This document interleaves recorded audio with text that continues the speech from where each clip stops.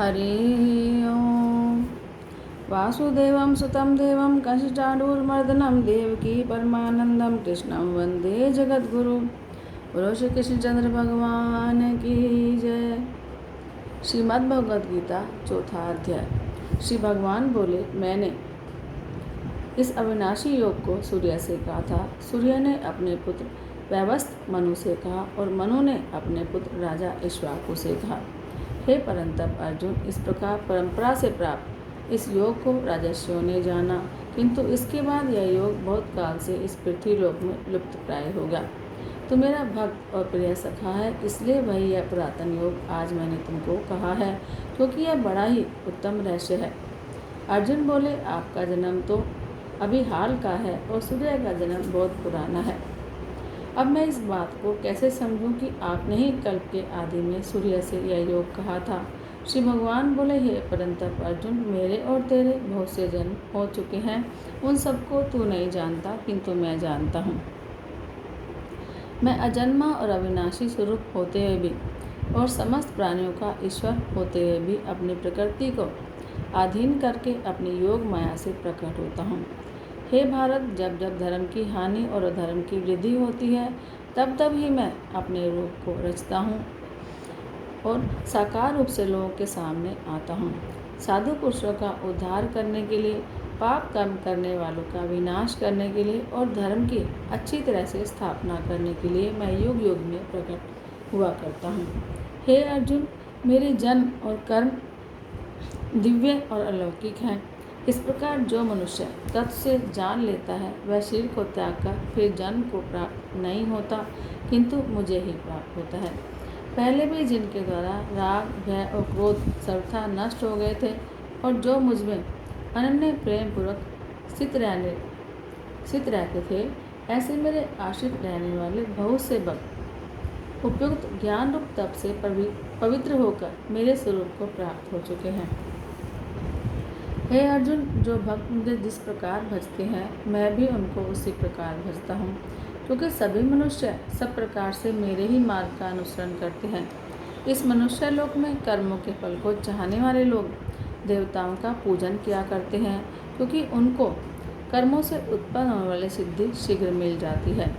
ब्राह्मण, क्षत्रिय, वैश्य और शूद्र, इन चार वर्णों का समूह गुण और कर्मों के विभाग पूर्वक मेरे द्वारा रचा गया है। इस प्रकार उस सृष्टि रचनादि कर्म का कर्ता होने पर भी मुझ अविनाशी परमेश्वर को तू वास्तव में अकर्ता ही जान। कर्मों के फल में मेरी स्पृहा नहीं है, इसलिए मुझे कर्म लिप्त नहीं करते। इस प्रकार जो मुझे तत्व से जान लेता है, वह भी कर्मों से नहीं बनता। पूर्व काल में मुमुक्षुओं ने भी इस प्रकार जान कर इस कर्म किए हैं, इसलिए तू भी पूर्वजों द्वारा सदा से किए जाने वाले कर्मों को ही कर। कर्म क्या है, अकर्म क्या है, इस प्रकार इसका निर्णय करने में बुद्धिमान पुरुष भी मोहित हो जाते हैं। इसलिए वह कर्म तत्व मैं तुझे भली भांति समझाकर कहूँगा, इसे जानकर तू कर्म बंधन से मुक्त हो जाएगा। कर्म का स्वरूप भी जानना चाहिए और अकर्म का स्वरूप भी जानना चाहिए और विकर्म का स्वरूप भी जानना चाहिए, क्योंकि कर्म की गति गहन है। जो मनुष्य कर्म में अकर्म देखता है और जो अकर्म में कर्म देखता है, वह मनुष्य में बुद्धिमान है और वह योगी समस्त कर्मों को करने वाला है। जिसे संपूर्ण शास्त्र सम्मत कर्म बिना कामना और संकल्प के होते हैं और जिसके समस्त कर्म ज्ञान रूप अग्नि के द्वारा भस्म हो गए हैं, उस महापुरुष को ज्ञानी जन भी पंडित कहते हैं। जो पुरुष समस्त कर्मों में और उनके फल में आसक्ति का सर्वथा त्याग करके संसार के आशय से रहित हो गया है और परमात्मा में नित्य तृप्त है, वह कर्मों में भली भांति बरतता हुआ भी वास्तव में कुछ भी नहीं करता। जिसका अंतःकरण और इंद्रियों के सहित शरीर जीता हुआ है और जिसने समस्त भोगों की सामग्री का परित्याग कर दिया है, ऐसा आशारहित पुरुष केवल शरीर संबंधी कर्म करता हुआ भी पापों को नहीं प्राप्त करता। जो बिना इच्छा के अपने आप प्राप्त हुए पदार्थ में सदा संतुष्ट रहता है, जिसमें ईर्ष्या का सर्वथा अभाव हो गया है, जो हर्ष, शोक आदि द्वंद्वों से सर्वथा अतीत हो गया है, ऐसा सिद्धि और असिद्धि में सम रहने वाला कर्मयोगी कर्म करता हुआ भी उससे नहीं बनता। जिसकी आसक्ति सर्वथा नष्ट हो गई है, जो देहाभिमान और ममता से रहित हो गया है, इसका चित्त निरंतर परमात्मा के ज्ञान में स्थित रहता है। ऐसा केवल यज्ञ संपादन के लिए कर्म करने वाले मनुष्य के संपूर्ण कर्म भली भांति विलीन हो जाते हैं। जिस यज्ञ में अर्पण अर्थात शुआ आदि भी ब्रह्म है और हवन किए जाने योग्य द्रव्य भी ब्रह्म है और ब्रह्मरूप कर्ता के द्वारा ब्रह्मरूप अग्नि में आहुति देना रूप क्रिया भी ब्रह्म है, उस ब्रह्म कर्म में स्थित रहने वाले योगी द्वारा प्राप्त किए जाने योग्य फल भी ब्रह्म ही है। दूसरे योगीजन देवताओं के पूजन रूप यज्ञ का भली भांति अनुष्ठान किया करते हैं और अन्य योगीजन परब्रह्म परमात्मा रूप अग्नि में अभेद दर्शन रूप यज्ञ के द्वारा ही आत्मरूप यज्ञ का हवन किया करते हैं। अन्य योगीजन श्रोत आदि समस्त इंद्रियों को संयम रूप अग्नियों में हवन किया करते हैं और दूसरे योगी लोग शब्द आदि समस्त विषयों को इंद्रिय रूप अग्नियों में हवन किया करते हैं। दूसरे योगीजन इंद्रियों को संपूर्ण क्रियाओं को, प्राणों की समस्त क्रियाओं को ज्ञान से प्रकाशित आत्मसंयम योग रूप अग्नि में हवन किया करते हैं। कई पुरुष द्रव्य संबंधी यज्ञ करने वाले हैं, कितने ही तपस्या रूप यज्ञ करने वाले हैं, दूसरे कितने ही योग रूप यज्ञ करने वाले हैं और कितने ही अहिंसा आदि तीक्ष्ण व्रतों से युक्त यत्नशील पुरुष स्वाध्याय रूप ज्ञान यज्ञ करने वाले हैं।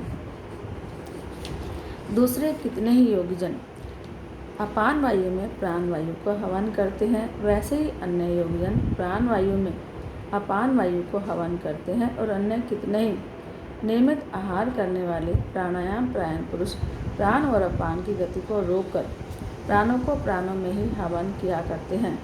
वे सभी साधक यज्ञों द्वारा पापों का नाश कर देने वाले और यज्ञों को जानने वाले हैं। हे कुरुश्रेष्ठ अर्जुन, यज्ञ से बचे हुए अमृत का अनुभव करने वाले योगीजन सनातन परब्रह्म परमात्मा को प्राप्त होते हैं और यज्ञ न करने वाले पुरुष के लिए तो यह मनुष्य लोक भी सुखदायक नहीं है, फिर परलोक कैसे सुखदायक हो सकता है। इस प्रकार और भी बहुत तरह के यज्ञ वेद की वाणी में विस्तार से कहे गए हैं। उन सबको तू भय मन इंद्रिय और शरीर की क्रिया द्वारा समस्त होने वाले जान। इस प्रकार तत्व से जानकर उनके अनुष्ठान द्वारा तू कर्म बंधन से सर्वथा मुक्त हो जाएगा। हे परंतप अर्जुन, द्रव्य में यज्ञ की अपेक्षा ज्ञान यज्ञ अत्यंत श्रेष्ठ है और यावन मात्र संपूर्ण कर्म ज्ञान में समाप्त हो जाते हैं। उस ज्ञान को तू तत्वदर्शी ज्ञानों के पास जाकर समझ। उनको भली भांति दंडोत प्रणाम करने से, उनकी सेवा करने से और कपट छोड़कर सरलतापूर्वक प्रश्न करने से वे परमात्म तत्व को भली भांति जानने वाले ज्ञानी महात्मा तुझे इस तत्व ज्ञान का उपदेश करेंगे। इसको जानकर फिर तो इस प्रकार मोह को नहीं प्राप्त होगा। और हे अर्जुन, जिस ज्ञान के द्वारा तू संपूर्ण भूतों को निश्शेष भाव से पहले अपने में और पीछे मुझ सच्चिदानंदन परमात्मा में देखेगा, यदि तू अन्य सब पापियों से भी अधिक पाप करने वाला है तो भी तू ज्ञान रूप नौका द्वारा निस्संदेह संपूर्ण पाप समुद्र से भली भांति तर जाएगा। क्योंकि हे अर्जुन, जैसे जलती हुई अग्नि ईंधन को भस्म कर देती है, वैसे ही ज्ञान रूप अग्नि संपूर्ण कर्मों को भस्म कर देती है। इस संसार में ज्ञान के समान पवित्र करने वाला निस्संदेह कुछ भी नहीं है। उस ज्ञान को कितने ही काल से कर्मयोग के द्वारा शुद्ध अंतःकरण हुआ मनुष्य अपने आप ही आत्मा में पा लेता है। जितेंद्रिय साधन परायण और श्रद्धावान मनुष्य ज्ञान को प्राप्त होता है और ज्ञान को प्राप्त होकर वह बिना विलंब के तत्काल ही भगवत प्राप्ति रूप परम शांति को प्राप्त हो जाता है। विवेकहीन श्रद्धारहित संशययुक्त मनुष्य परमार्थ से अवश्य भ्रष्ट हो जाता है। ऐसे संशययुक्त मनुष्य के लिए न यह लोक है, न परलोक और न सुख ही है। हे धनंजय, जिसने कर्मयोग की विधि से संपन्न समस्त कर्मों का परमात्मा में अर्पण कर दिया है और जिसने विवेक द्वारा समस्त संशयों का नाश कर दिया है और ऐसे वश में किए हुए अंतःकरण वाले पुरुष को कर्म नहीं बांधते, इसलिए ये भरतवंशी अर्जुन, तो हृदय में स्थित इस अज्ञान जनित अपने संशय का विवेक ज्ञान रूप तलवार द्वारा छेदन करके समस्त युग कर्म योग में स्थित हो जा और मेरे लिए युद्ध के लिए खड़ा हो जा। ओम तत्सदिति श्रीमद्भगवद्गीता शुक्लनिषत्सु ब्रह्म विद्यायां योग शास्त्रे श्री कृष्ण अर्जुन संवादे ज्ञान कर्म संन्यास योगो नामक चतुर्थोध्याय। जय जय श्री हरि। श्रीमद्भगवद्गीता के चौथे अध्याय का महात्मा। श्री भगवान कहते हैं, प्रिय, अब मैं चौथे अध्याय का महात्मा सुनाता हूँ। भागीरथी के तट पर बनारस नाम की एक पुरी है। वहाँ विश्वनाथ जी के मंदिर के भरत नाम के एक योगनिष्ठ महात्मा रहते थे, जो हर रोज आत्मचिंतन में लगे रहकर आदरपूर्वक गीता के चतुर्थ अध्याय का पाठ किया करते थे। उसके अभ्यास से उनका अंतःकरण निर्मल हो गया था। वे शीत उष्ण आदि द्वंद्वों से कभी दुखी नहीं होते थे। एक समय की बात है, वे तपोधन नगर की सीमा में जो देवता स्थित है उनके दर्शन की इच्छा से भ्रमण करते हुए नगर से बाहर निकल गए। वहाँ बेर के 2 वृक्ष थे। उन्हीं की जड़ में वे विश्राम करने लगे। एक वृक्ष की जड़ में उन्होंने अपना मस्तक रखा था और दूसरे वृक्ष की जड़ में उनका एक पैर टिका हुआ था। थोड़ी देर बाद जब वे तपस्वी चले गए, तब बेर के वे दोनों वृक्ष 5-6 दिन में ही सूख गए और उनके पत्ते और डालियाँ भी नहीं बची। फिर वे दोनों वृक्ष कई ब्राह्मणों के पवित्र घर में 2 कन्याओं के रूप में उत्पन्न हुए। वे दोनों कन्याएं जब 7 वर्ष की हुई, तब एक दिन उन्होंने दूर देशों से घूमकर आते हुए भरत मुनि को देखा। उन्हें देखते ही वे दोनों उनके चरणों में गिर पड़ी और मीठी वाणी से बोली, मुने, आपकी कृपा से हम दोनों का उद्धार हुआ है। हमने बेर की योनि छोड़कर मानव शरीर पाया है। उनके इस प्रकार कहने पर मुनि को बड़ा विस्मय हुआ। उन्होंने पूछा, पुत्रियों, मैंने कब और किस साधन से तुम्हें मुक्त किया, और यह बताओ कि तुम्हारे बेर के वृक्ष होने में क्या कारण था, क्योंकि इस विषय में मुझे कुछ भी ज्ञात नहीं है। तो वे कन्याएं पहले अपने बेर हो जाने का कारण बतलाती हुई बोली, मुने, गोदावरी नदी के तट पर छिन्न पाप नाम का एक उत्तम तीर्थ है, जो मनुष्य को पुण्य देने वाला है। वह पावनता की चरम सीमा पर पहुंचा हुआ है। उस तीर्थ में सत्यतपा नामक एक तपस्वी कठोर तपस्या कर रहे थे।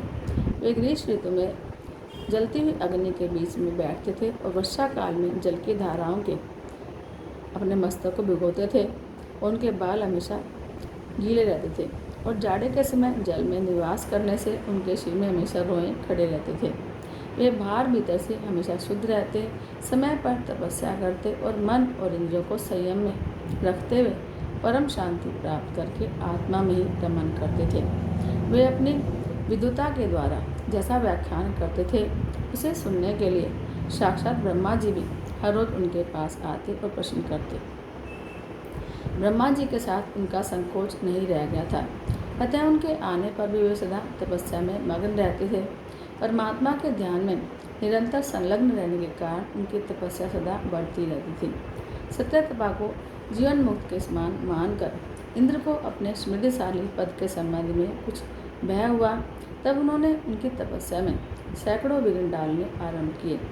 अप्सराओं के समुदाय से हम दोनों को बुलाकर इंद्र ने इस प्रकार आदेश दिया, तुम दोनों उस तपस्वी की तपस्या में विघ्न डालो, जो मुझे इंद्र पद से हटाकर स्वयं स्वर्ग का राज्य भोगना चाहता है।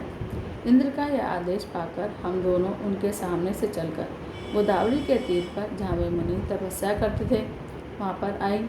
वहाँ मंद और गंभीर स्वर से बजते हुए मृदंग और मधुर वेणुनाद के साथ हम दोनों ने अन्य अप्सराओं सहित मधुर स्वर में गाना शुरू किया। इतना ही नहीं, उन योगी महात्मा को वश में करने के लिए हम लोग स्वर, ताल और लय के साथ नृत्य भी करने लगे। बीच बीच में जरा जरा सा आंचल खिसकने से हमारी छाती भी दिखाई पड़ती थी। हम दोनों की उन्मत्त गति काम भाव का उद्दीपन करने वाली थी, किंतु उसने उन निर्विकार मन वाले महात्मा के मन में क्रोध का संचार कर दिया। तब उन्होंने हाथ से जल छोड़कर हमें क्रोधपूर्वक श्राप दिया, अरे तुम दोनों गंगा जी के तट पर बेर के वृक्ष हो जाओ। यह सुनकर हम लोगों ने बड़ी विनय के साथ कहा, महात्मन, हम दोनों पराधीन थी, अतः हमारे द्वारा जो दुष्कर्म बन गया है उसे आप क्षमा करें। यूँ कहकर हमने मुनि को प्रसन्न कर लिया। तब उन पवित्र मन वाले मुनि ने हमारे शाप उद्धार की अवधि निश्चित करते हुए कहा कि भरत मुनि के आने तक ही तुम पर यह शाप लागू रहेगा। उसके बाद तुम लोगों का मृत्यु लोक में जन्म होगा और पूर्व जन्म की याद तुम्हें बनी रहेगी। मुने, जिस समय हम दोनों बेर विष के रूप में खड़ी थी, उस समय आपने हमारे समीप आकर गीता के चौथे अध्याय का पाठ करते हुए हमारा उद्धार किया था। अतः हम आपको प्रणाम करती हैं। आपने केवल शाप से ही नहीं, इस भयानक संसार से भी गीता के चौथे अध्याय के द्वारा पाठ कर हमें मुक्त कर दिया। श्री भगवान ने कहा कि उन दोनों के इस प्रकार कहने पर मुनि बहुत ही प्रसन्न हुए और उनसे पूजित होकर विदा लेकर जैसे आए थे वैसे ही चले गए। और वे कन्याएं भी बड़े आदर के साथ हर रोज गीता के चतुर्थ अध्याय का पाठ करने लगी, जिससे उनका उद्धार हो गया। जय जय श्री राधे। बोलो श्री कृष्णचंद्र भगवान की जय।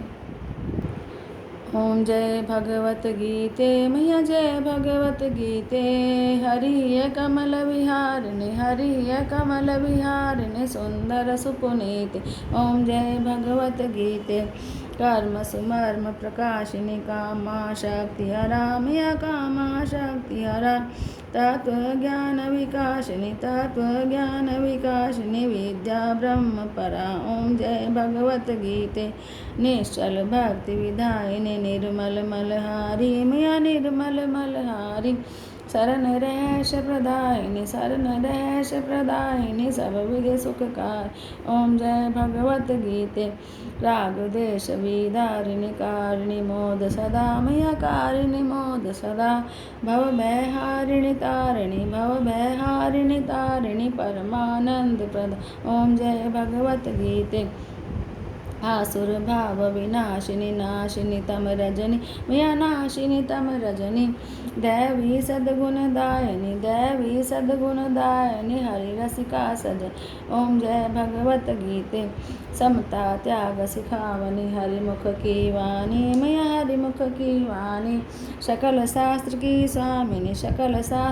स्वामिनी श्रुतियों की रान। ओम जय भगवत गीते। दया सुधा बरसावनी मातु कृपा कीजिए मैया मातु कृपा कीजिए। हरिपद प्रेम दान कर अपनों कर लीजिए। ओम जय भगवत गीते।